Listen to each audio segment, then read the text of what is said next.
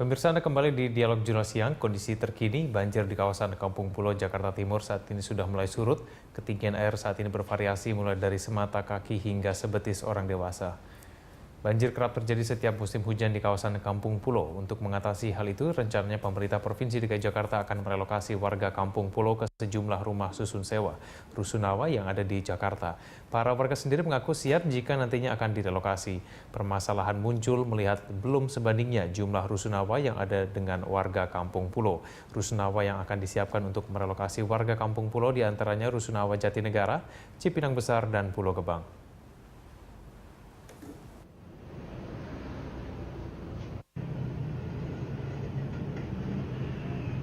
Ya, kita kembali lanjutkan dialog kita, Pak Sutopo. Mungkin menurut Anda bagaimana dengan warga yang tinggal di bantaran kali, seperti di wilayah Kampung Pulo tadi? Ini kan mereka selalu mendapatkan banjir kiriman dari Bogor, dan ini setiap tahun sepertinya akan terus seperti itu. Nah, kalau menurut Anda ini solusi terbaik buat warga di Kampung Pulo ini seperti apa nih? Memang solusi terbaiknya adalah relokasi. Tapi tadi disampaikan, relokasi bukan sesuatu hal yang mudah, karena kita memindahkan bukan orangnya atau rumahnya, tetapi juga mata pencariannya, ekonomi, budaya, dan sebagainya. Kalau masyarakat sudah rela, artinya mau relokasi, ya segera dicarikan tempat. Tapi dalam hal ini Pemda DKI memerlukan ribuan rumah susun. Karena ya tadi kalau kita melihat daerah rawan banjir yang kali Ciliwung saja ada 34.000 KK, sama dengan jumlah penduduk Kabupaten Bengkulu Selatan itu 34.000 KK itu. Nah, mereka kita relokasi, kemudian baru ditata mengenai sungainya. Selama itu tidak dilakukan relokasi, sebenarnya masyarakat sudah mampu mengantisipasi. Mereka sudah paham pada terjadi bulan Desember sampai dengan Maret memang banjir. Sehingga mereka mengantisipasi dengan menempatkan barang-barang berharganya di lantai 2. Ketika banjir, ya mereka mengungsi cari tempat yang lebih tinggi. Pemerintah memberikan bantuan kebutuhan dasar. Selesai, mereka kembali ke rumahnya membersihkan.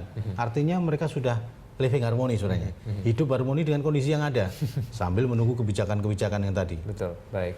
Pak Sutopo, kalau kita cermati memang ini sudah menjadi rutinitas tampaknya. Nah, kalau dari BNPB sendiri kan, apa ada persiapan yang berbeda dibandingin tahun-tahun sebelumnya? Kalau kita cermati memang setiap tahun polanya selalu seperti ini. Warga bantaran kali akan selalu kena banjir, dan kemudian akan seperti itu, mereka akan mendapatkan bantuan, itu akan berulang. Dari kalau BNPB sendiri, apakah ada perbedaan persiapan dan juga antisipasi banjir tahun ini dengan tahun-tahun ya relatif sebenarnya sama ya, relatif sama karena masalahnya sama.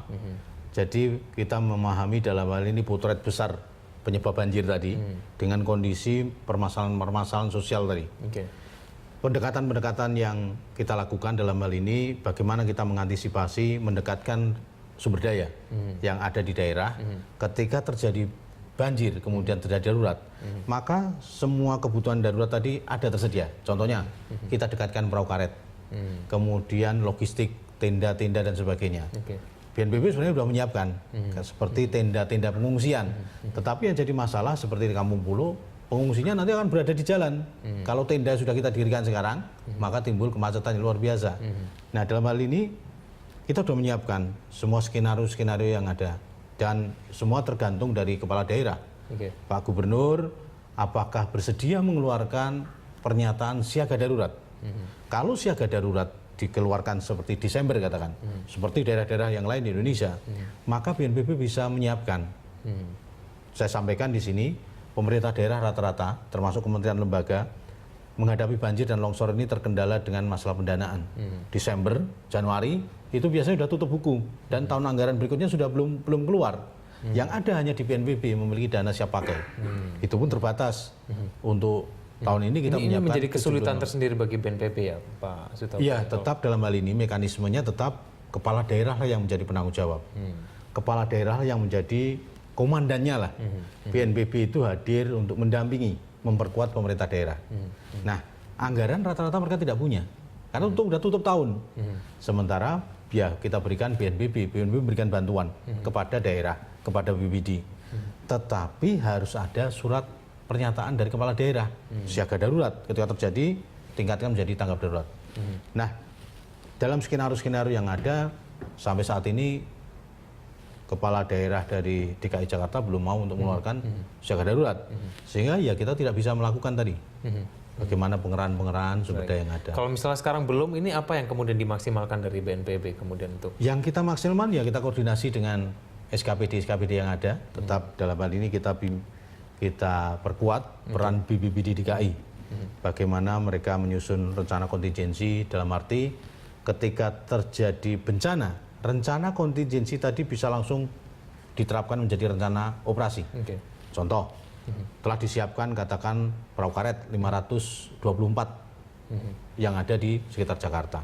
Nah, bagaimana ketika 524 perahu karet yang tersebar di SKPD, TNI, dan Polri tadi, ketika terjadi ya betul-betul ada.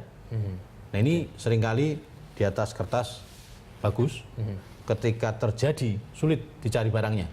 Nah, ini makanya dalam hal ini BNPB karena ada dana on call tadi bisa kita lakukan secara cepat, tetapi tetap kita menunggu atau sesuai dengan permintaan dari kepala daerah. Baik, tapi kalau dari sisi kesiapan logistik, Pak Sutopo, apakah selain perahu karet, lalu kemudian mungkin bahan-bahan makanan dan kemudian tenda, selimut, itu semua sudah disiapkan?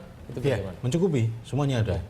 Beras, kemudian permakanan yang lain, kesehatan dan sebagainya, secara umum mencukupi lah, apalagi di Jakarta ya, semuanya bisa dikerahkan, belum lagi nanti bantuan dari masyarakat, dunia usaha yang memberikan bantuan. Dan memang untuk banjir Jakarta itu permasalahan-permasalahan menyangkut sosial cukup berat. Artinya pengungsi yang berada di satu tempat itu belum tentu masyarakat yang terendam banjir, tetapi pendatang-pendatang dari luar daerah. Seperti contoh banjir 2013 di Pluit, itu pengungsi datang juga dari Kampung Rambutan, dari Cilanda, yang mereka datang agar dia dapat bantuan. Kemudian ketika sudah selesai pun, ketika pada saat itu Pak Jokowi sudah mengeluarkan tanggap darurat selesai, artinya sudah tidak ada operasi, karena, tapi nyatanya masih ada pengungsi. Nah, itu tetap bagaimanapun kita berikan pelayanan, kebutuhan, karena teman-teman media juga sering pertama yang ditanyakan itu selalu bantuan pemerintah apa. Nah, itu akhirnya melemahkan sebenarnya, kelemahan ketangguhan dari masyarakat. Bagaimanapun masyarakat sebenarnya sudah menyiapkan, tetapi karena selalu ditanya apakah pemerintah sudah memberikan bantuan, akhirnya belum. Nah, ini yang akhirnya justru melemahkan visi kita dalam menghadapi atau mewujudkan masyarakat yang tangguh menghadapi bencana. Saya akan tanyakan kepada Pak Sutopo kemudian apa yang bisa dilakukan masyarakat tanpa harus mengandalkan pemerintah dan juga BNPB ya Pak ya. Persiapan apa yang harus mereka lakukan? Kita akan bahas itu di segmen berikutnya. Pemirsa tetap bersama kami di Jurnal Siang.